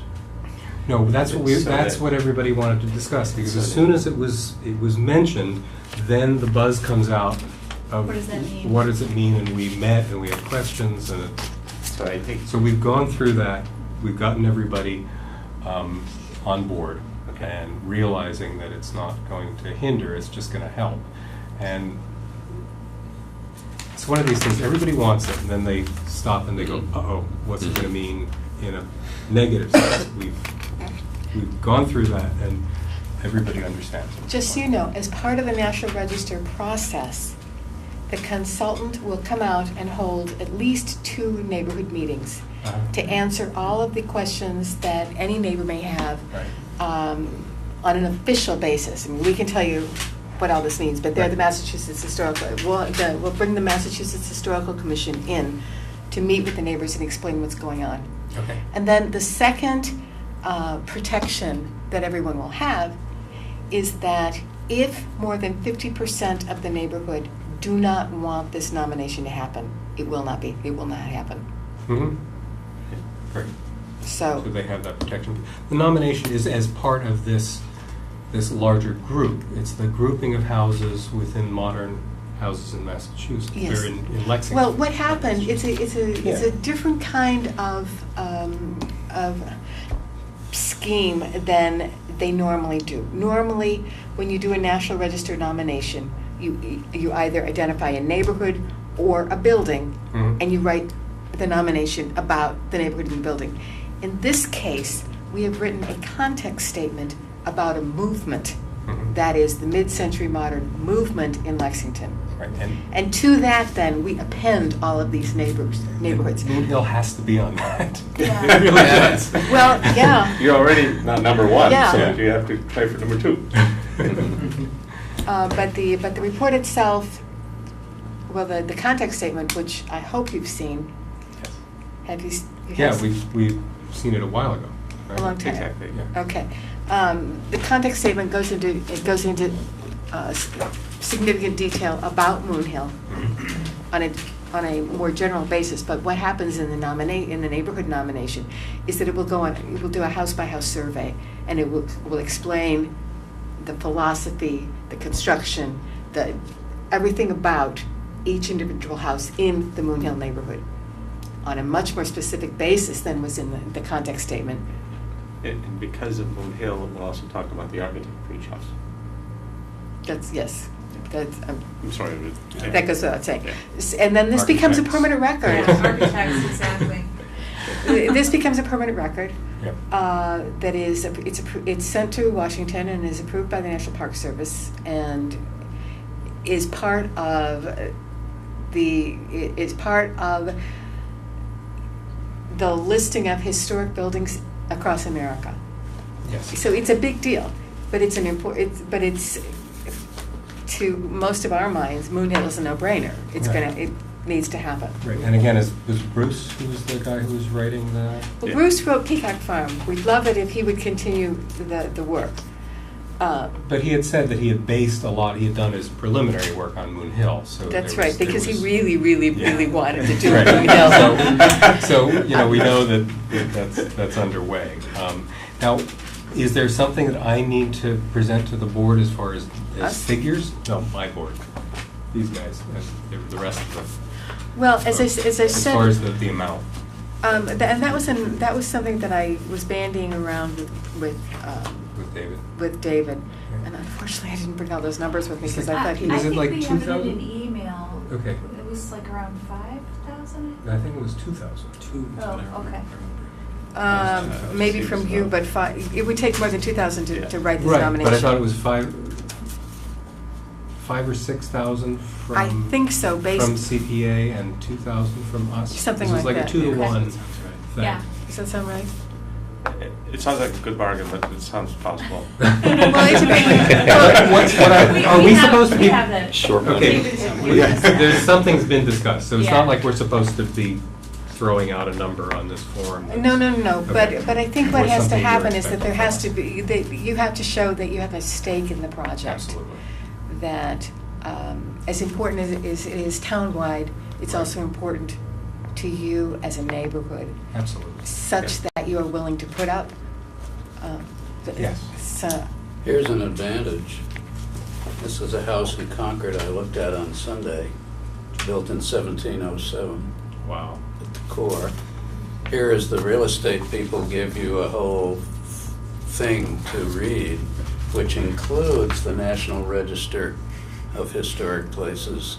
Denomination. And denomination, and the certificate is in here. And this is very detailed. Now, this is one house, but I mean, it's page after page after page. But, so there are advantages in case you need Oh, for any sure. ammunition. For sure. No, again, we have 29 houses, 28 plus one, right? Because of the Big Dig House. And Oh, yes, I've seen that. And because of that, and we have the full range of Sally Harkness, who still lives there at 96? 98. 98. And the people who moved in 2 weeks ago, we've got a whole range, and we've spoken to them, and they go for it. So, CPA application with the National Register statement and a commitment from the board for an appropriate amount of money. Yeah. Okay, we can do that. Thank you very much. Good. Thanks for your time. Thank you. So, and I'm happy to be your contact. So if you have questions as you're going through this application, I have to be careful a little bit Mhm. because I'm on the CPC, and I don't Okay. want to compromise my ability to, Advocate for your dad. yeah. Okay. So maybe Sally would be the better contact. Okay, fine. Just so we fill out the forms Yeah. correctly and Since she's not do going the- to our meetings, at least she could do that. do things correctly Yeah. Yeah. and in time. So the date that you need them back is by, Well, not we. You need to get your application into the CPC Right, by CPC. November 1st. But if you would like this Okay. commission, well, I think we could vote to endorse the application tonight. Oh, and we Yeah. could. Yeah. And then, but it would probably be a good idea just to let us see it before you send it off to the CBC on November 1st. So we meet in October on the second Thursday. The second Thursday in October. So whenever. if we could have some sort of draft by then, just to, so that we can say, this looks good, but I think you should also talk about this and this and this. right. Okay. But talk to, her name is Natty Rice, Natalie, she goes by Natty, and she's next door, did I point right? Yeah. That way? That way, yes. I get so twisted Yeah, around. that way. Yeah. She's in the community, what's it called, community Melvin. development Okay. department. And David is still involved with this, he just couldn't make it tonight. I understand So I'm that. going to throw it back on. Natty's him. not, I'm in community development. She's upstairs, Natty Rice is upstairs in finance. In finance? She handles like our flex spending accounts and, yeah, so she's on the top floor. She's on the top floor, right? She's on the top floor of the town office building. She sits with she does, now I remember, she sits with the finance guy. She's next to the procurement officer next to Rob Adelson. She's over there with it. But she could walk you or David through the application process. And again, you're welcome to say that I sent you to her because I'm I need to keep a very long arm between us so that Right. I can advocate for you when it comes to the That's committee meeting. absolutely fine. That's absolutely fine. You have to keep kicking us to get these things done, so. November 1st. November 1st. November 1st. And October 11th is next. Yes. Okay. I mean, there's nothing to say that you have to use CPA money. If the board wanted to fund this whole thing. We have a pool, no, we don't want to. Okay. A pool that needs desperate repair. Okay. I guess, just in terms of sense of the commission, to maybe make a But motion we to should- enthusiastically support the nomination, or enthusiastically support the application for CPA funding for Moon Hill Thank you. Association for survey for the National Register. Thank you so much. Yeah, I thank you second. very much. Second. All in favor? Aye. Thank you. Great. Thank you. Thanks. Thank you. Thank you. Mr. Chairman? Charlie? Well, I just wondered if I could have 2 minutes of your time. Yeah. Oh, yeah. Sure. A matter of 71 East Street, just because there was some emails that went by that I was concerned about, and I wanted to make sure we were all on the same page about. 71 East Street, that's Yes. Todd's, Uh, that's Was that- Todd's new It's one development. of That's- Mr. Talbot's developments, yes. What's the email? Because I may be the culprit. Well, there was an email that claimed that the barn had been demolished. Yes, I saw that. Which I mean, it's been heavily renovated, but it Well, physically exists. well, I sent that email I sent an email to Gary Rhodes, or to the commission, which would come to you, Yeah, that the barn had been destroyed, I think was the word Okay. I used. And at that point, the only thing standing were the two gable ends, and all of the sheathing had been removed from them. And it was just the frame with a few boards. That was all that was left when I saw it, okay? And Gary immediately emailed me back and said it's been more than a year. right. So I apologize for bothering him. I was upset because we had a deal, I thought, with Todd that he would keep the little barn. Now what's happened since then is that he has reconstructed it almost all brand new.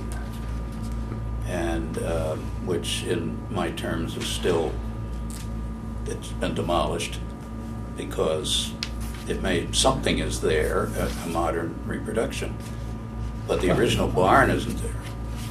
Well, I mean, I was looking at it this afternoon. There's a lot of new wood, and there's a fair amount of old wood too. Well, So I couldn't- when I saw it, the roof was entirely gone. Right, the roof I couldn't tell. I mean, The two side walls were shapes. the two long walls were entirely gone. Okay, And the only thing was standing propped up with these two, there may have been something of the Right. frame of the was sidewall, the but that's roof all. ceiling of the first level? I don't think that was there. Because But the beams I- of that looked, I mean, they were old. I could be Yeah. wrong. I drove by, I happened to see it, and the roof was gone, which Yeah.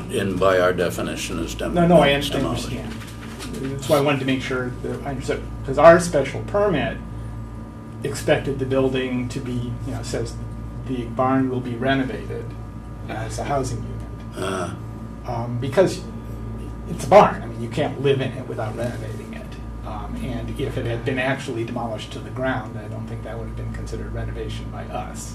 And I guess what I would, And that's why I wanted to clarify exactly what you meant by the word. Well, in our terms, I mean, the historic little barn is no longer there, as far as I'm concerned. I mean, So there's- what Charles is saying is that even though our demolition delay period may have expired, and he could do it, as far as we're concerned, if it's part of the planning board's He permit. can renovate it, he cannot demolish it, that was part of his special permit. So, it is so then even though it's not a concern to us, it's a concern to them Yeah. because Well, of the I conditions. Which is why I'm I asking. understand that. Here's the But I'm just how saying, would you and define renovation? Well, on a case-by-case basis, as we do, I mean, the problem is we can't write. Well, I mean, and I don't want to know if you want to take the time for a broader discussion. These historic houses come to us, and we try to preserve them. But my feeling from working with you is that other than in exceptional cases, you're not usually interested in going whole hog with a preservation restriction. I assume because of the effort involved. It's not within our, Well, but no, it's within our power yeah. to require that, but when I work with you, you have to go to the Mass Historical Commission. There's a lot of work involved. Okay.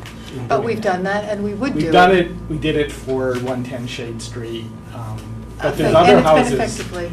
that have been historic that we haven't done it for, such as 71 East Street. And I guess, That would be very detailed about what has to be preserved. So instead, we just say, preserve the building and leave fuzzy exactly Mhm. what that means. and I think going forward, we may want to work together to find a more appropriate middle ground. Yeah, it's not our area of expertise, which is why I'm the liaison to you and why I ask you. And so these that, things come up. I think the commission effectively feels it's been demolished. And so Okay. that what's there, Well, it had it by your definition, I agree. yeah, and I think, the spirit of the original house, the substance of the original house is so severely altered. for all practical purposes, what David saw, it's new construction. Right. And I think that's not what the interest of the commission is. Okay.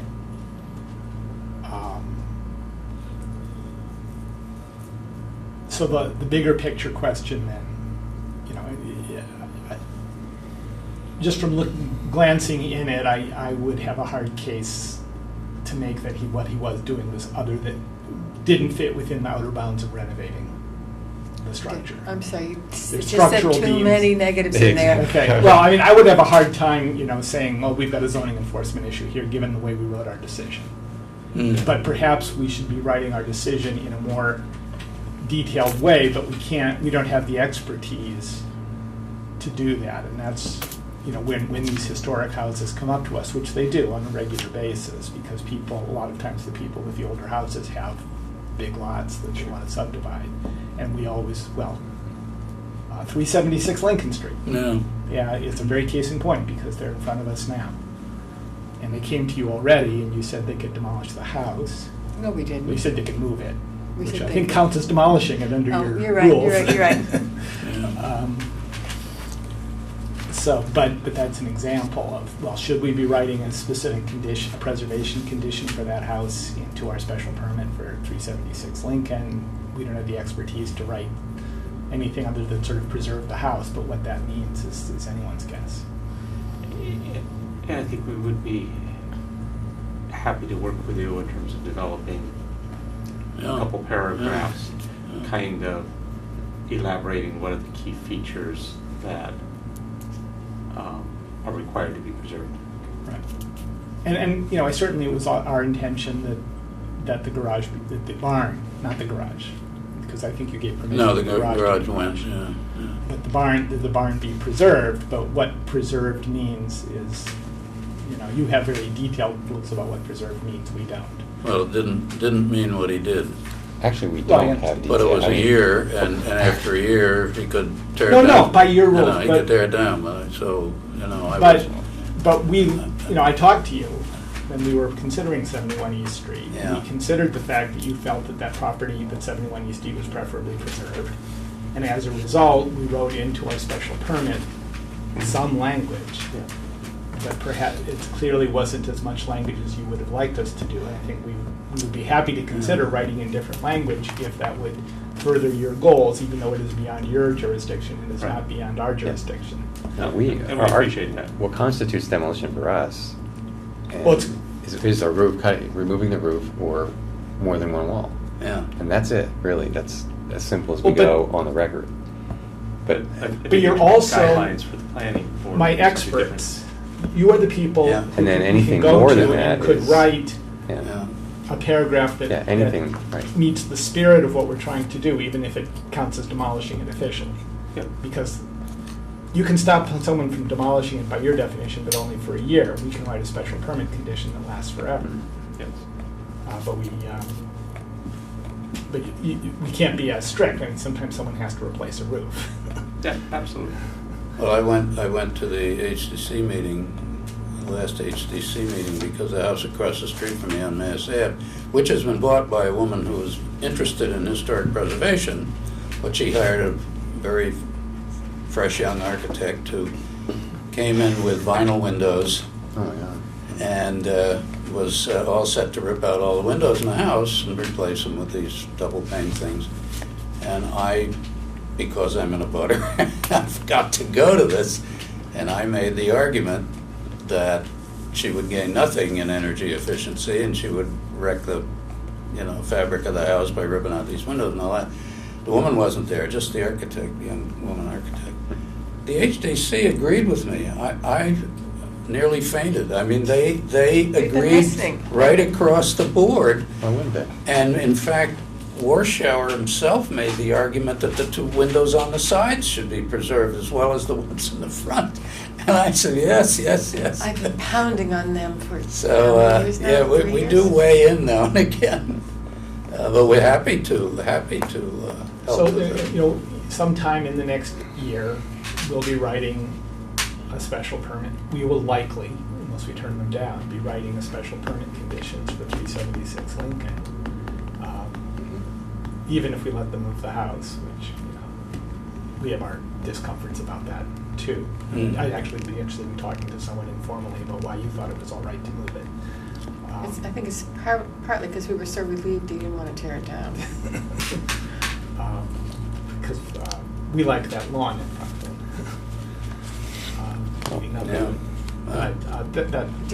Do you have the authority to say no? You can't put it. Well, we have the authority. He's asking for a special permit for a site-sensitive development. We can turn him down on that and force him to build a conventional development, which, would involve tearing down the house, but would have a lot of other negative implications. So it's one of these negotiated things. But within that, there's going to be a house more or less where the current house is. We've been discussing where the open space should be on the site and things like that. But I don't want to get into a detailed discussion of 376 Lincoln because it's sort of too early for that. But it's an example where It's 922 as well. it would be good to have your expertise, maybe even in a generic way, saying, well, if we've got a historic structure that's going to need some work to be modernized or moved or something like that officially counts as demolition, but even so, we could write a reasonable condition that gives the owner enough flexibility that it's marketable, but at the same time preserves the spirit, which I think you understand a lot better than me or many of the applicants. If you've listened to some of the applications today, of what we're trying to do here, because we don't want to put HDC style conditions on things. I think we'd consider that an overkill for the non-historic parts of town. Sure. But we, at the same time, The less historic parts of town. would be less comfortable. We don't want things like, if what they did to the barn was more than should have been done, but in your opinion, as experts in this area, then we should get some language that gets the right thing to happen. And presumably there's a middle ground. We'd be happy to. Okay, I'm sorry it took a lot more That's than all I right. intended to with that. I just wanted to make sure that. No, this is an important issue. Good to see you. Well, it's been a while. I have a real life besides all this volunteer work, unfortunately. Yes. I still haven't made it to an HDC meeting, and I'm on liaison to them as well. It's good to see all of you. Good. And, Thank you. Yes, thanks for coming, John. Leave you to your demand statue. Yeah. The Minuteman statue. Yes. Are they still being loud out there? There's nobody in the lobby there. No. Let's leave the door Leave it open. open then. Leave it It's getting open, stuffy yeah. in here. It's the Why are we discussing? Zoning Board of Appeals on them. Why are we discussing the conservation of the Minuteman statue? Did I put that in there? What's the issue? Somebody said that they wanted Yeah, it's on the our agenda. input. Oh, no, I don't know how it got on our agenda. I don't know. Well, I put it on the agenda because somebody told me that somebody wanted, but I don't know who it was. I think it was Sally, but at any Might have been rate, Sally. we talked about this some time ago. Yeah, I remember. Right. We talked about it. But And I think the question is, well, the initial question is, do we like him green or do we want him brown? Because depending on the conservation approach, they will either remove all the oxidation. the The patina and restore it to its bronze original, or just try to stabilize that patinization. Well, Don't encase it. in some sort I've of- thought a lot about this. And the first thought is simply that my understanding over the years of how to handle anything antique that has patina is that you do not touch the patina. Okay. Otherwise, you reduce its value as an antique. So I assume that would apply here. The second thing is that if you remove, one of the arguments that I heard, I guess this was from Sally, but was that someone thinks that if you remove the patina, you will be preserving the intricate details of the casting. And I argue with that a lot, because the patina is, some of the bronze has oxidized already to form this green layer, and the smallest details, just like the sharp edge of a knife, are the first to go, because the curvature of, not to get technical, but the radius of curvature is the least for something sharp, and therefore it oxidizes faster than a flat surface. And so the removal of the patina will not preserve the intricate details of this bronze casting. It will remove them, but it will remove such of them that have oxidized to this point. Now, the third point is that if you remove the patina, what are you going to do when it turns green again, which it will do if left alone? Well, and that's the whole point. The reason it's green is because we haven't taken care of it. If you look at the bronze the Concord Minuteman statue, it's bronze because they have provided a protective coating over the years to keep it the way to reflect the. Do you know what the protective coating is? No, I don't. It's probably a Because turtle wax or something, you know, it's probably simple. It's probably simple, but the point is that they have done this to the statue to keep it bronze. Otherwise, it would be green like ours. yeah. So, do we want to honor the artist's original intent, or do we just want to continue the benign neglect that we have? Well, the artist chose bronze to make the statue. His name was Henry Kitson, which is not listed there anywhere. There's no notice of it at all. But when it was cast, I assume he would have expected it to gain patina over the years. And I guess I have, a slightly different perspective of that. My vote would be to have a conservator that specializes in bronze sculpture to review the condition of it and then to evaluate it, because what you said, I absolutely agree with in 50 or 60% of the cases, but not 100%. I think there are some cases which removing the patina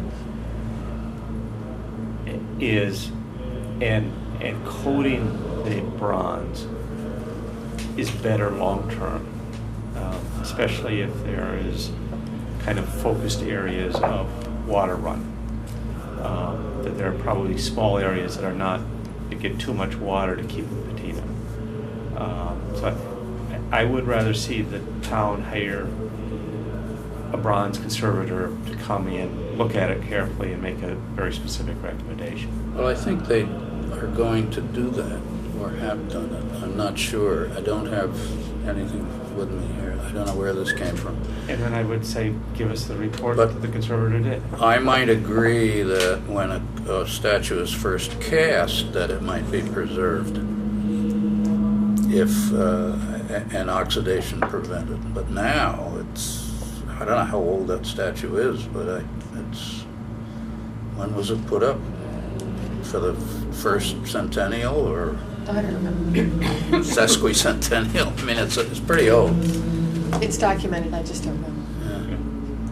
Yeah. I know that the Brewer Fountain, that after careful study there, the conservator recommended a certain treatment that removed the patina that was there and treated the bronze so that it would last much longer. Well, And it will need to periodically be done. But it's like, I think there's not a uniform answer to sculptures made out of bronze.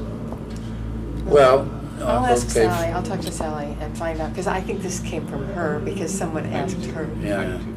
So I I'll think you're ask right. what kind, I I'll believe ask that. her what, and I'll just tell her what the sense of the commission was. Yeah, That yeah. without more information, it's really hard to know whether restoration to bronze would destroy the thing or not. Or be a benefit. Well, there's another issue which my wife brought up, actually, and that is she being English and coming to this country and seeing this statue, tends to notice things more than I do because I live here, or have always lived It's a here genuine a long thing, it's not, time. has nothing to do with things. But she said, I'm used to seeing it green. I like it green. I don't want it changed. Well, I remember when we talked about this the last time, I brought in the Massachusetts, I think it's Office of Travel and Tourism, has this big ad that talks about green Massachusetts, and they show the Berkshire Hills, and they show this, and they show the green monster, and they had over in the corner our green guy as part of the green state. End of story. Simple. Anyway. All right, so you're going to talk to... I'll talk to Sally. Did anyone have anything to say about Miriam Hill? I know Sally has some comments because I talked to her about her, but she hasn't forwarded them. My big issue with this is that, as I was telling the Hill people, they don't make the case for having a townwide benefit. This is just to benefit them. And there's no way it'll fly at the CBC as a neighborhood project using townwide money. Well, isn't it to see if there are houses that are not in the inventory that should Exactly. be in the inventory? Exactly. And isn't that as much a town benefit as what we did with... I'm not denying that there is one, because I think there is. Yeah. But right okay. now, they're just concerned because a surprise demolition of a house on Miriam Hill. Oh, okay, so they haven't made the case in here, is what you're saying. I wasn't convinced. Did any of you read it? I actually didn't have a chance, but No. I All think right. that they can make a good case. I'm not seeing that. They certainly have the ability to do so. Okay. All right, so I'll talk to Sally about it and we'll just get it done. And the CLG report, another thing that you probably didn't read, but you still can. I On read this- it. No, I read on it. this- I read it. And this, if you're going to do the report to the town clerk this year, it's within your best interest to Yeah, get all this stuff. Didn't you use this last year? yes. All right. The point is, I think this is sort of what we've been doing, but if there are other things that we've been doing. Also, did we have any 106 things besides that Hanscom Air Course, Not that I was aware the of. development that you knew about? Remember we used to date girls? I can't remember what it was called. I'm missing this altogether. I can't Okay. hear anything for one thing. All right. Start over. Section 106, when the state sends us project notification forms to ask us if we have any comments. Right. Okay. And there was one this year about this thing at MIT. They wanted to build a laboratory at some, Out at Hanscom? well, you called it something else. You called it by its initials, and you said you used to take girls out there. Oh, I used to take girls out Well, there. that's what you told me. the camera's running. Don't put this in the minutes. It's not been The proven only reason I'm yet. saying this is to try to jog your memory. I may have made a joke or something with it. Well, you used a bunch of initials. Never mind. All right, I'll go back and see if We're I drawing can a find blank here. It's Boy, it sure am. Were there any 106 things that came into you this year? Was there one relay tower or something like that don't know. that came Well, up? that's the question. Was there? Well, how would I I don't find remember out? any cell towers. I don't know. Well, I haven't been doing anything, so. You mean like putting up cell phone towers? Yep. And they want to Yeah, know that would be our one. thing in the past year? I have no idea. Would We've they had be in so the- many of them. Would they be in the minutes if you had? I think so. Then I'll go back and read 12 All months right. minutes and see if I All can right, find anything. yeah. All right. No, I don't think they would be in the minutes. Sometimes you just ask for comments. The company who's doing the surveying just asks for comments from the commission about why it would or would not be Well, I brought detrimental. them, if I had one of those things, I would have brought it to the meeting. And you hand it out, but that wouldn't be in the minutes that David handed Frank section 106. Because you say, who wants to handle this? And I'll go, yeah, sure. And Well, no, I usually just say, does anybody know of any impact of the cell phone tower? I don't think there's been any in the last year, but Okay, think well, I'll so. see if I can find I anything. don't But if remember any of you any know recent. about it, no, we have gotten a lot of those, but and if there's anything else that you did on behalf of the commission that you would like me to list in here? I will read it in detail tomorrow. Okay. But I looked through it and I didn't have anything to add I haven't- particularly. First blushes, it looks good. Okay. Yeah. Will you send me a copy of some notice that you sent to Gary? Anyone? Yeah. Oh, I just sent him an email. All right. Now, we don't write letters anymore. Will you send me, can you find one that you've sent? Sure, And send me one? sure. Email it to me. Yeah. Okay. Yeah. Either allowing a demolition or not, you mean? Yeah. Yeah. I usually copy the commission, So you think I have one?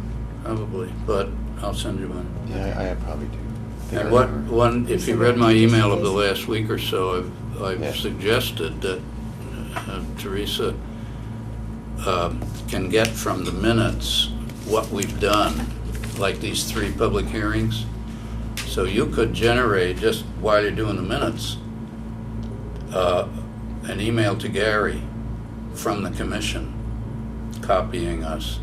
I mean, I don't even have to, I can do it, I always do it, but since I don't have the minutes until I get them from you. You in have to some sign kind of the form, letter. You have to sign it, though. Doesn't it have to come from you because you're the chairman? Can go, yeah, but it can go email, you can, You can forward it to David and then you're now the clerk of the commission, you can send it to him. It doesn't have to come from me. No, it doesn't have to come from me, it just has to come from the commission.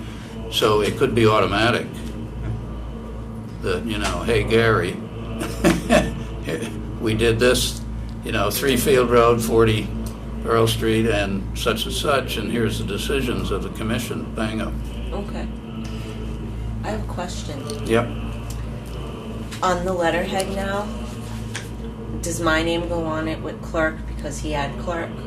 Take clerk off. Yeah. Can you change that?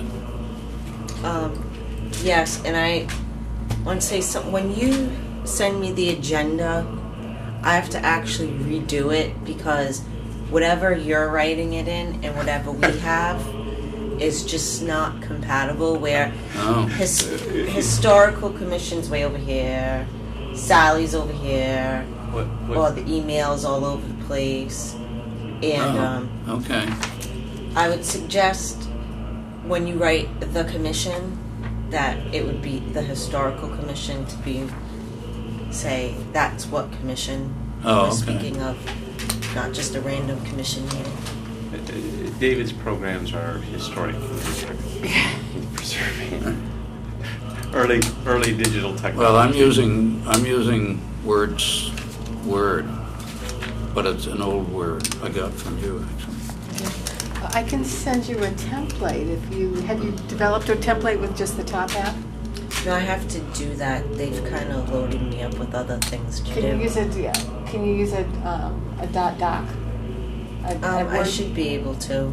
We're not, the software over there isn't. Well, I'll send you something, and if it works fine, you don't have to do it. Yeah, I was going to suggest if you wanted to just send me what you need to be on the agenda, I'll just make an agenda. Yeah, No, that's fine. fine. That's fine. But do you have letterhead somewhere? I do, but it's not, how can I put it? It's not where I can change it. I actually made up, I kind of just moved stuff around me, but I can make my own, it's not I hard. know. The people at home watching this on TV are finding this riveting, I'm sure. One thing about agenda, maybe to add for next month's agenda, talk about the stone house. The stone. Building in terms of, it is basically sitting unoccupied. Mothballed. and Not looking that much better than it did, but it's not a long-term solution. I don't think any action is moving in that direction. I don't think so. And I think So that, the possible uses of the stone building? It's always in danger if there's no use for it. yeah, exactly. So it's in danger when it's unoccupied. Yep. And whether we also want to think about Vine Street, It's just sitting there too. and it's very much in danger. Next door. The White House? pretty amazing. What about it? Well, it's sitting on, Yeah, it's got a tarp on the back side of it. yeah, I know, I've seen it. I don't Next wanna talk month, about I'll it, be- but What about yeah. Vine Street? I'm missing this. What did we do about Vine Street? We denied the demolition application. Yeah, but it's coming up. Yeah. It's gotta be a year now. Yeah. So what do you want to do? We can't do anything about it.